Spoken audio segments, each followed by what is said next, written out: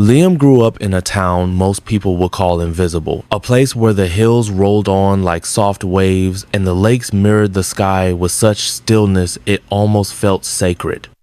In this quiet world, life moved slowly, predictably. People greeted each other by name at the market. Neighbors stayed neighbors for generations. But somewhere deep inside, even as a young boy, Liam carried a restlessness that didn't fit the mold of the town around him. It began with the postcards. Bright, colorful windows into worlds he had never touched, bridges hanging in the mist of San Francisco, stone alleys soaked with rain in Paris, endless libraries in Oxford that looked like temples of knowledge. His aunt, the one who dared to travel, sent them faithfully every birthday, each one carrying a silent promise: there is more beyond what you see. Liam would spend hours sitting by the window of his small room, holding those postcards like treasures, letting his mind travel where his feet could not. He would trace the names of foreign cities with his finger and whisper under his breath, "One day I'll go."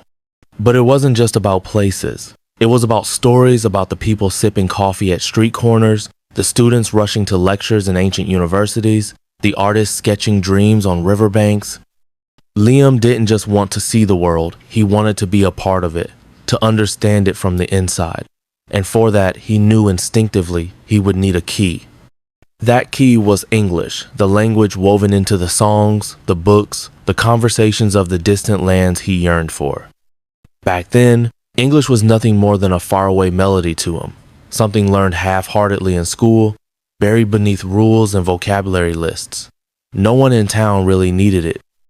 Life was comfortable enough without chasing strange sounds and complicated grammar. But Liam's heart didn't settle. While his friends talked about settling down, finding local jobs, building familiar lives, Liam was busy creating something else, a dream map.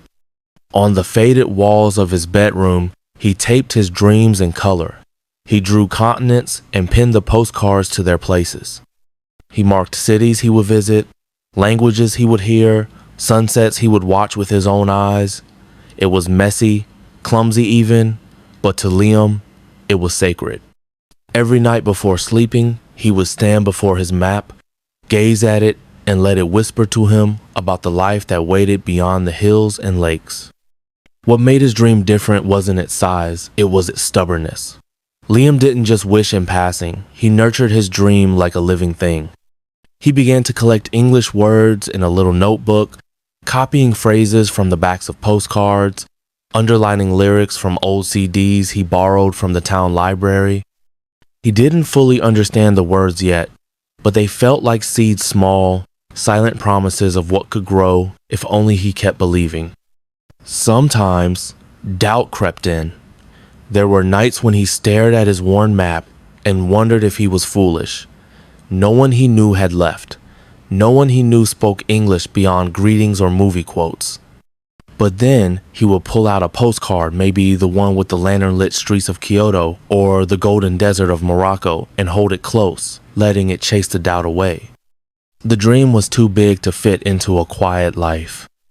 Even if he didn't know how, even if he had no clear path, Liam made a silent vow to himself. He would find a way to cross those hills. He would find a way to live in the world he could only touch through paper and ink. He would find his voice in a language not yet his own. And so, with nothing but a handful of English words and a heart full of longing, Liam's journey quietly began, not with a grand adventure, but with a decision whispered to himself on 1,000 quiet nights. One day I'll go. The years slipped by like pages fluttering in the wind. Liam carried his dream quietly, tucked between school assignments and the predictable rhythm of small-town life. Yet it never dulled. Instead, it sharpened with time, becoming less of a fantasy and more of a quiet ache, something that hummed in the background of his everyday moments. By the time he turned 19, it was no longer a distant wish. It had become a need, a promise he could no longer ignore. He realized that if he wanted to step into the world he had always imagined, he couldn't wait for life to somehow deliver it to him. He had to reach for it with his own hands, stumble if he must, but move forward all the same. And the first step, he knew, was learning to truly speak English, not just recite words from a textbook, but to feel the language in his mouth, to shape it into meaning.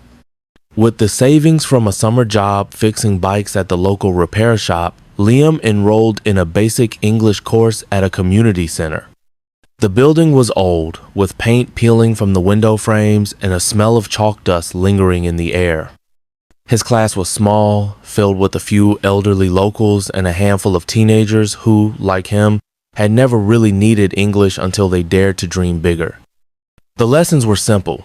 Vocabulary drills, fill-in-the-blank worksheets, grammar charts printed from outdated textbooks. Liam followed the rules diligently, copying sentences into his worn notebook, memorizing verbs late into the night. Yet, every time he tried to speak, the words felt heavy and awkward, as if they belonged to someone else and not to him. His tongue stumbled, his voice faltered, and often he would retreat into silence, ashamed of how clumsy he sounded. At night, he tried to practice alone, speaking into the thin air of his small bedroom. He would read sentences from his textbook aloud, forcing himself to shape the foreign sounds. Sometimes he even recorded himself with an old secondhand recorder, but most nights he didn't have the courage to play the recordings back. He was too afraid to hear how broken he sounded, too afraid that the voice on the tape would prove what he feared deep down, that maybe he wasn't meant for this dream after all. But somewhere between the pages of his notebook and the whispered sentences in the dark, Liam made a decision. He would not let embarrassment be stronger than his desire. If his voice shook, he would still speak. If his words fell apart, he would still build them again. He began to believe, not in instant success, but in slow, stubborn progress, the kind of progress no one else could see, but he could feel, like a seed rooting itself quietly beneath the soil. To help himself stay connected to the dream, Liam did something small but important. He started carrying a small pocket notebook wherever he went, a journal just for English. He wrote down phrases he heard in movies, lyrics from songs, lines from the few English books he struggled through. Sometimes he scribbled simple thoughts. The sky is beautiful today. Or, I feel nervous before class. They weren't perfect. They weren't even complete sentences. But they were his raw, honest, alive. Each word was a tiny rebellion against the silence that had once held him back. Each page filled was a small victory, a whisper that grew louder with every passing day. Keep going. You're closer than you think. Liam didn't know it then, but these small acts of courage, the late night readings, the trembling recordings, the messy notebook pages were building something inside him far more important than perfect grammar. They were building resilience. They were teaching him to trust himself, even when the path ahead was blurry and full of doubt. And somewhere deep inside, beneath the awkwardness and uncertainty, the boy who once traced cities on his bedroom wall was beginning to take his first real steps toward reaching them. One imperfect, beautiful word at a time. The morning that would change everything started like any other, quiet, unremarkable. The sun rose over the hills, casting long, sleepy shadows across the fields. Liam, carrying a small backpack and the weight of his own doubts, boarded the early train to a neighboring city where his cousin lived. He found a seat by the window and pressed his forehead lightly against the cool glass, watching the countryside slip by in slow, dreamlike frames. The train car was nearly empty at first, filled only with the soft hum of the engine and the occasional rustle of newspapers. Liam took out his English notebook from his bag, flipping through the pages filled with uneven handwriting and half-remembered phrases. His heart ached a little as he looked at them. How far he still had to go. Then, just before the train pulled out of the station, two women entered his carriage. They must have been in their 60s, their arms full of tote bags and jackets.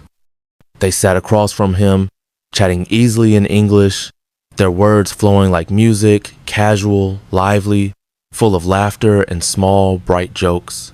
Liam's ears pricked up. Even though he couldn't catch every word, The cadence was unmistakable. The rhythm of native speakers at ease in their language. For a few minutes, he simply listened, afraid to move, afraid to break the fragile miracle unfolding in front of him. They spoke about a conference they had just attended, about a book they both adored, about the strange weather they'd encountered on their trip. Liam understood fragments. Not sentences, but even fragments felt like treasures. A longing began to build inside him, fierce and sudden. He wanted to step into that current of conversation, to be part of the world that, until now, had always seemed just out of reach. His hands were cold against the notebook. His heart beat a frantic rhythm against his ribs. He hesitated, his throat dry. What if he stumbled? What if they didn't understand him? But another thought rose up, stronger than fear. If not now, when? Taking a breath that felt larger than himself, Liam leaned forward slightly and said, voice trembling, "Excuse me, I learned English. You speak very beautiful." There was a beat of silence and then smiles, real smiles, warm and wide. The woman with silver hair braided over her shoulder beamed at him. "Oh, thank you. You speak very well. Are you studying English now?" she asked, her words careful, kind. Relief, so overwhelming it almost hurt, flooded Liam's chest. He nodded, struggling for the right words. "Yes, I try. English is hard, but I want to learn." The other woman, wearing a navy cardigan and freckles sprinkled like stars across her cheeks, leaned in with a laugh that sparkled. "We're from England, actually. Just came from a teacher's conference. It's lovely to meet someone learning." For nearly 10 minutes, they spoke slowly, patiently, joyfully. Liam fumbled his sentences. He searched desperately for words he couldn't find. He laughed at his own mistakes. And yet, for the first time, he wasn't invisible. His broken English, full of holes and stumbles, had still managed to reach across the invisible wall and touch another human being. Before getting off at their stop, one of the women reached into her bag and pulled out a small notebook. She tore a page from it and scribbled 2 names, a phone number, and an address in Brighton. "If you ever visit England," she said, pressing the paper into Liam's hand, "come find us." Liam watched them disappear into the crowd of the platform, their voices fading like a song carried off by the wind. He sat frozen in his seat, staring at the piece of paper clutched in his palm. It felt like holding a tiny passport to a life he had barely dared to imagine. In that moment, under the shifting light of the train windows, something inside Liam shifted too. The language he had been chasing from afar was no longer a distant goal. It was real. It was human. It was alive. His English, imperfect as it was, had built a bridge. He tucked the paper safely into his wallet next to his dream map. He knew it wasn't just contact information he was carrying now. It was proof. Proof that courage mattered more than perfection. Proof that the smallest, bravest sentence could open doors no textbook ever could. And somewhere deep inside him, beneath the nerves and wonder, Liam felt the first quiet stirrings of a new kind of belief, not just in the language, but in himself. The train ride had left a mark on Liam deeper than he could explain. It was as if a thin layer of glass that had separated him from the world of English speakers had cracked, letting light and air rush through. He didn't just want to learn anymore. He wanted to live inside the language, to let it shape his thoughts, his dreams, his way of being. That evening, after returning home, Liam pulled out the small notebook where he had been collecting fragments of English, and for the first time he wrote not a list, but a sentence. "Today, I spoke. Today, I crossed a bridge." The words were simple, almost childlike, but they felt truer than anything he had written before. The next morning, driven by a hunger he hadn't felt in months, Liam walked to the town bookstore. It was a modest place, filled mostly with gardening guides and local histories, but tucked away in a forgotten corner was a tiny shelf labeled Foreign Languages. He scanned the titles, most of them heavy grammar books, until his hand landed on something different, The Little Prince, in English. He had heard of it before, of course, but never in this language, never with this sense of urgency. The cover was faded, the pages soft from years of turning, but it felt alive in his hands. Liam bought it without hesitation, clutching it to his chest as he walked home. Reading The Little Prince was like stepping into a dream he didn't know he had been carrying. The words were simple, but behind their simplicity was a tenderness, a way of seeing the world that resonated with something fragile and hopeful inside him. He didn't understand every word, not even close. But he read slowly, savoring each line, whispering the sentences aloud into the empty air of his room. At first, he underlined every unfamiliar word, filling the margins with messy translations. But over time, he started to notice something deeper. It wasn't just the words themselves that mattered. It was the feeling they carried. A sentence didn't have to be understood word for word to be understood heart to heart. Inspired, Liam created a new ritual. Every night before bed, he chose one sentence from the book that spoke to him and copied it into a small journal. Not just the words, but why they mattered, what they made him feel. One evening he wrote, "What is essential is invisible to the eye." And underneath, in shaky English, he added, "Maybe English is like that too. Maybe I learn not just by seeing words, but by feeling them." As days turned into weeks, the book became more than just a reading exercise. It became a companion, a teacher, a mirror. Liam began to see English not as a wall he had to climb, but as a path he could walk, one step at a time. Some nights, he would sit by the window, the cool air brushing his face, and read passages aloud, pretending he was speaking to a friend sitting across from him. He began to notice how certain words tasted, how lonely felt, softer than alone, how wander felt, lighter than travel. He played with sounds, mimicking them, letting them roll over his tongue like new music.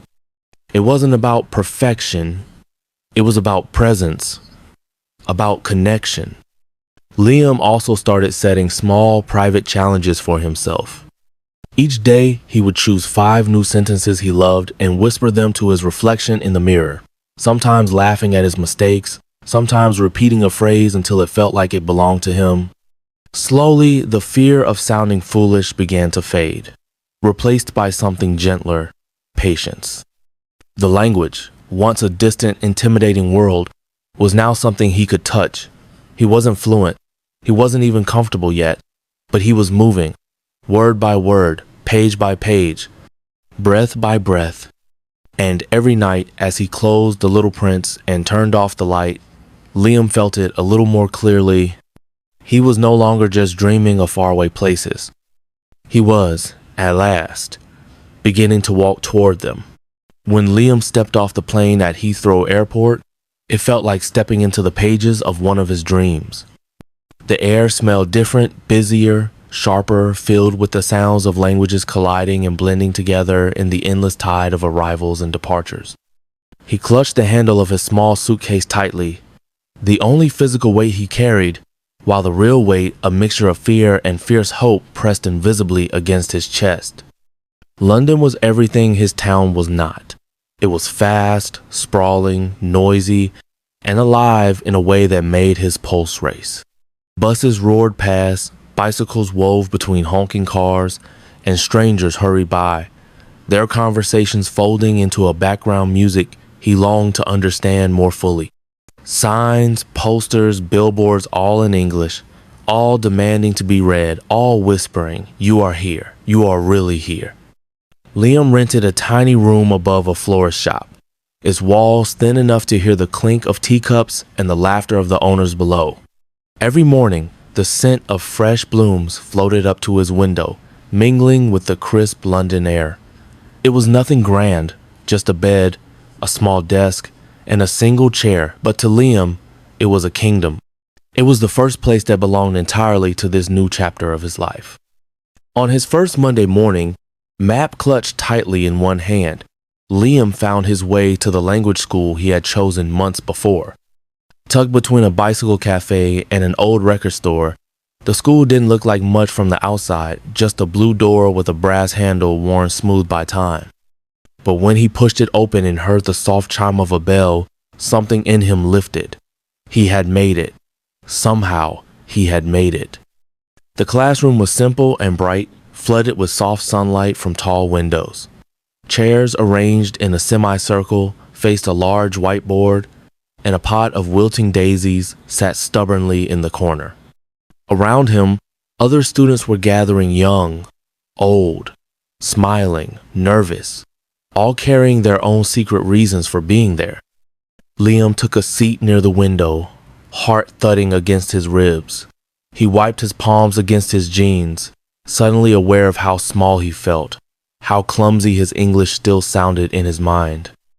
But alongside the fear, there was something stronger. Eagerness. This was the place he had dreamed of, fought for, whispered to himself about in the dark. The teacher entered a few minutes later, a woman in her early 30s with short brown hair, a steaming cup of tea balanced in one hand. She wore no formal airs, no thick stack of textbooks. Just a warm smile and an energy that seemed to light up the room. Her name was Olivia.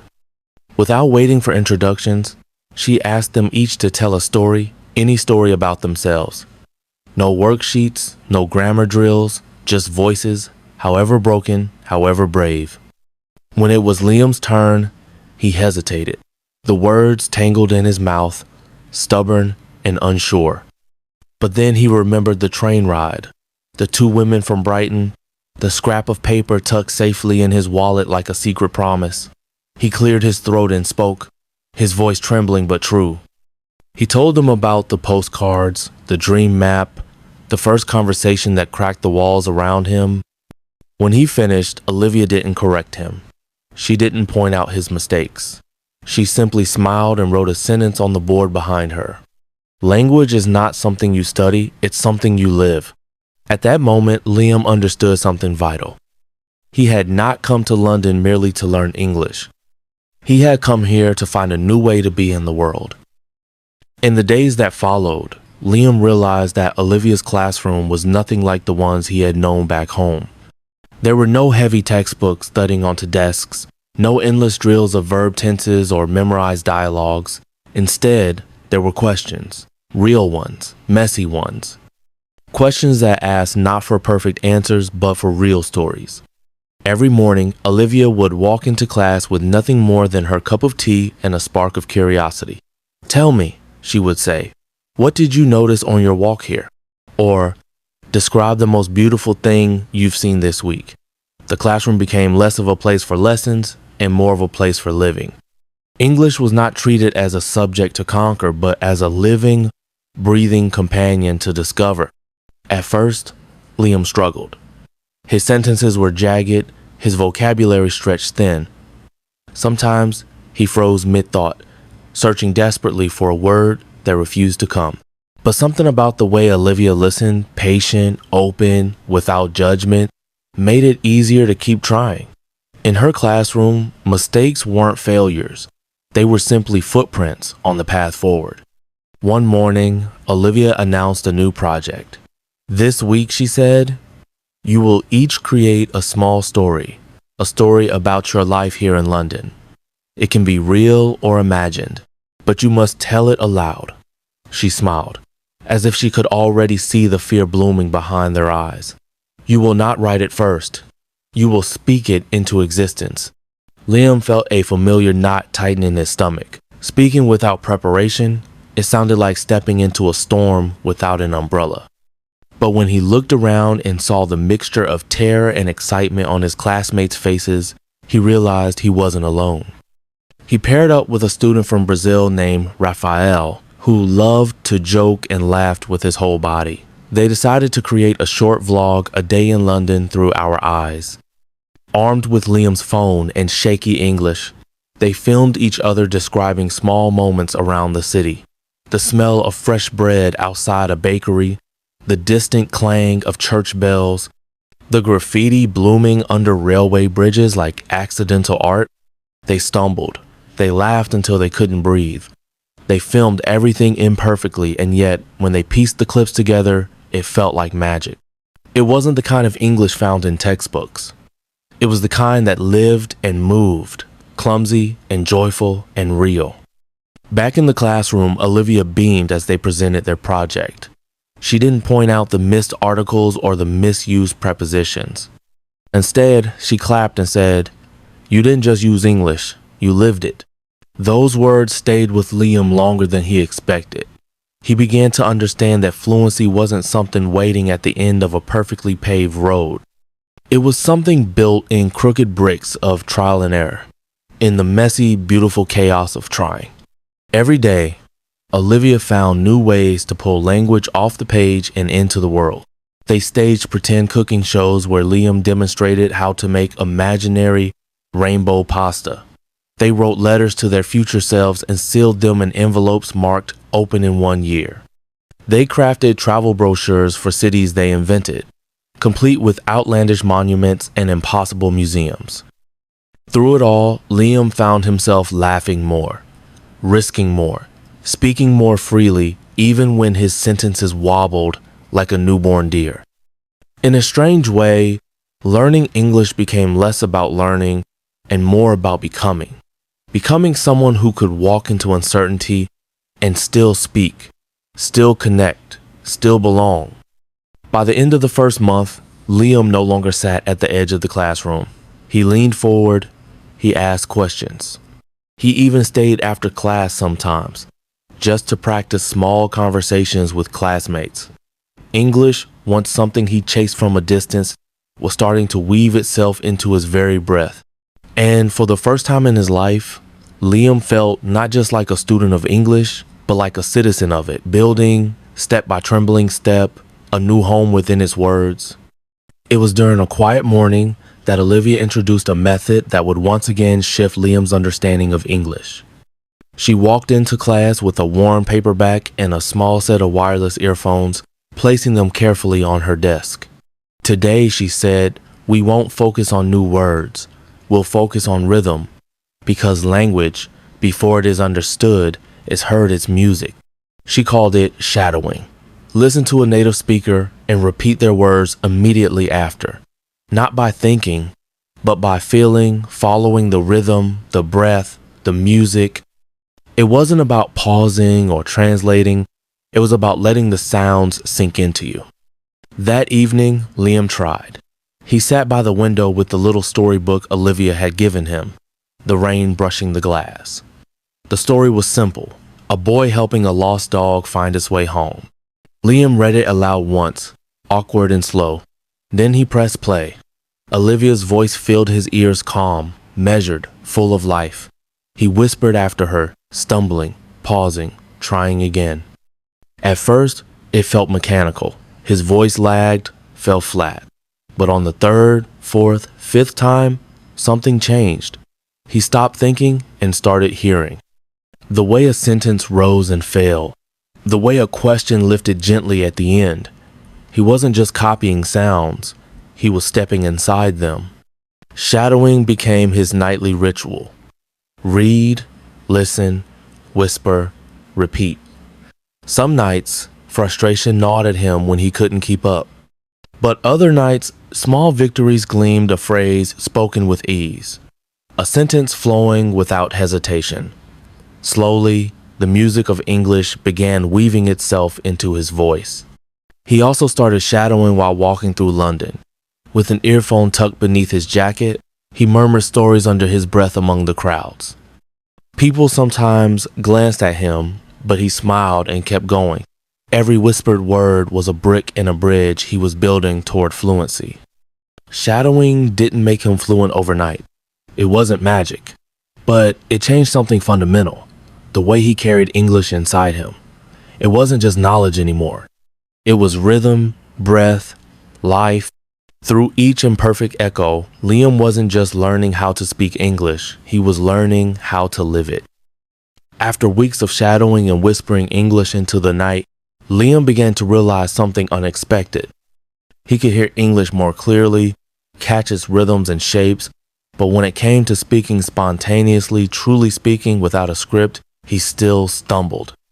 Words he had practiced, danced at the edge of his mind, but disappeared when he reached for them in real conversations. One afternoon after class, he stayed behind to ask Olivia. His voice was almost apologetic. "I can repeat, but when I speak alone, my mind still goes empty," he confessed. Olivia smiled, as if she had been waiting for this moment. She leaned against the windowsill and said simply, "You need to start thinking aloud." At first, the idea seemed almost silly. Speak to yourself all the time? But Olivia explained, real fluency isn't built in conversation with others alone.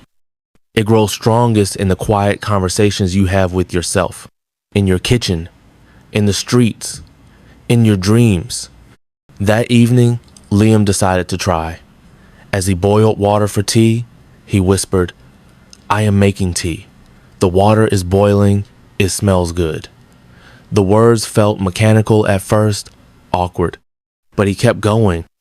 Folding laundry became a lesson. "This shirt's soft. I bought it last year." Walking to the bus stop, he described the world around him. The sky is gray. People walk quickly. Someone is laughing. Gradually, something began to shift. Thinking aloud wasn't just about practicing English. It was about noticing life differently. Liam paid more attention to colors, sounds, small movements. English was no longer something he reached for. It became the lens through which he observed his world. He even started to think in English without speaking. Thoughts like, "I'm late," or "I need to call him," started appearing naturally in his mind without translation. It was strange at first, almost like planting a new voice inside his head, but it made the language feel closer, warmer, more his own. To push himself further, Liam created little English walks each weekend. He would stroll through parks or along the Thames, narrating everything he saw under his breath.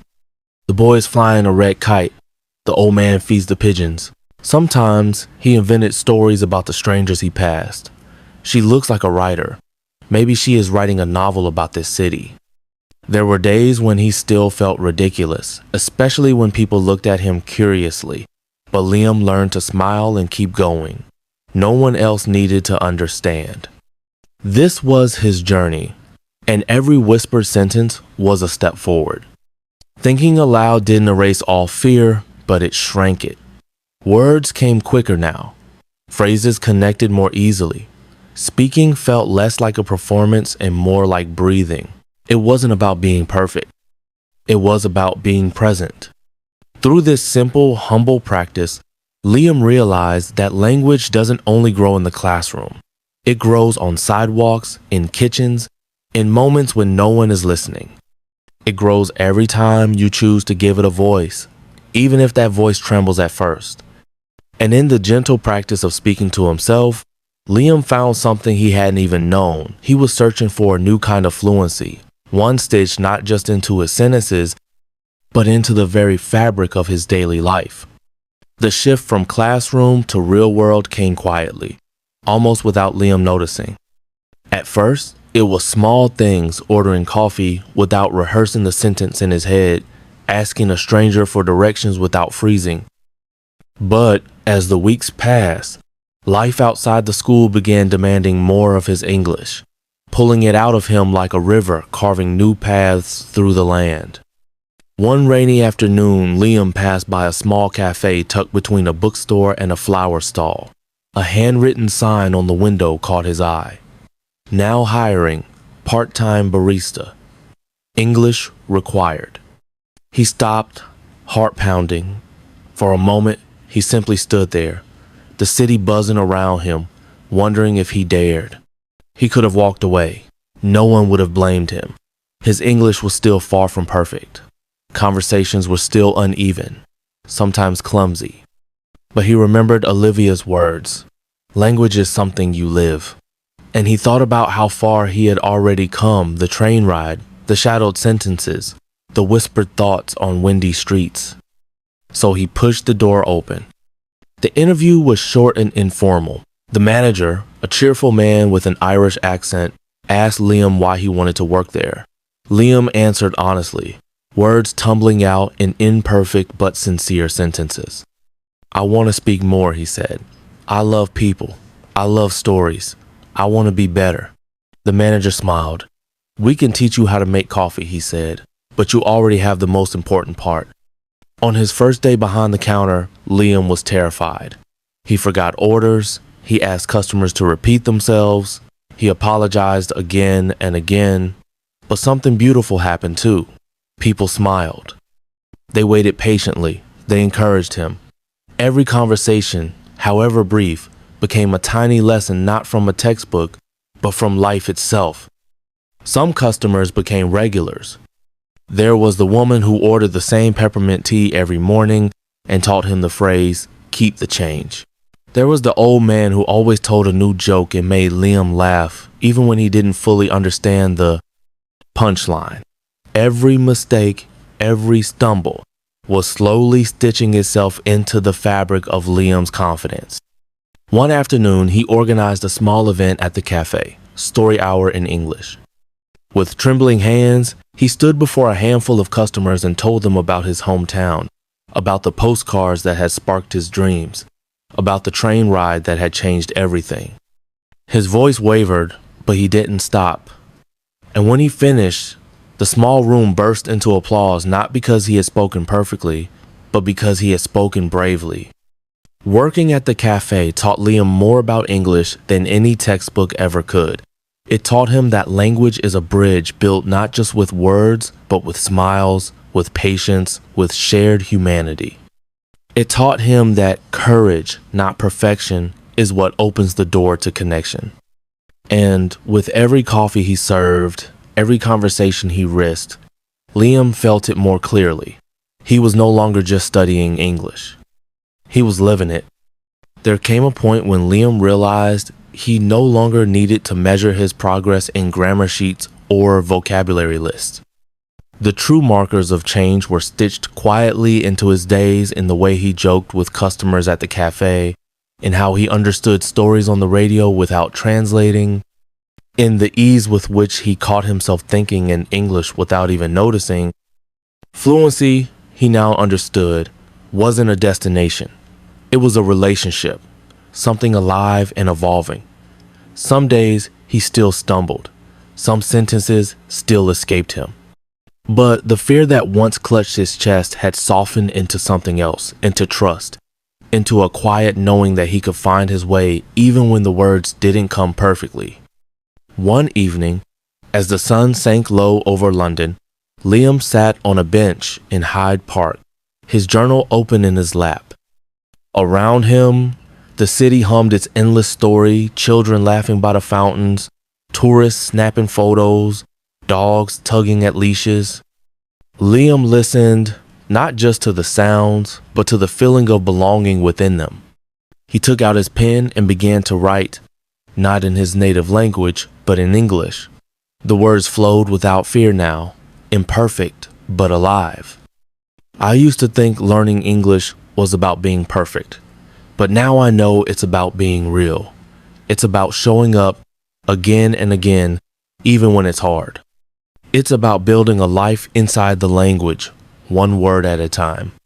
As he wrote, Liam realized something deeper. Learning English had not only given him access to another language, it had transformed him. It had made him braver, more curious, more open to the world. In learning to speak, he had learned to listen. In daring to tell his story, he had learned to hear the stories of others. Language had become not just a tool, but a bridge to people, to places, to possibilities he once only dared to dream about. He thought back to the boy sitting by the window of his small town home, tracing faraway cities on postcards, whispering, "One day, I'll go." That boy hadn't known how, hadn't known when. He had only believed, and that belief, fragile and stubborn, had carried him all the way here. Liam closed his journal, tucking it back into his bag. The sky above the park had deepened into a soft, endless blue. He stood, feeling the weight of the evening settle around him, and smiled a quiet, private smile meant for no one but himself. Because he understood now, there would always be more to learn, more words to discover, more conversations to stumble through. But he was no longer standing outside, looking in. He was part of it. He belonged. And all of it, every moment, every mistake, every whisper spoken into the night, had begun with a single, imperfect sentence spoken on a train to two kind strangers. The voice that had once trembled in fear had found its wings, and it would carry him anywhere he dared to go. Liam's journey reminds us that learning a language is not about perfection, it's about courage, persistence, and living through every word we dare to speak. His story shows that real growth happens in the small, messy, brave moments when we step beyond fear. If Liam's story touched you, inspired you, or made you believe in your own voice, don't forget to subscribe to our channel. Your support fuels us to keep creating more meaningful English learning journeys. See you in the next story.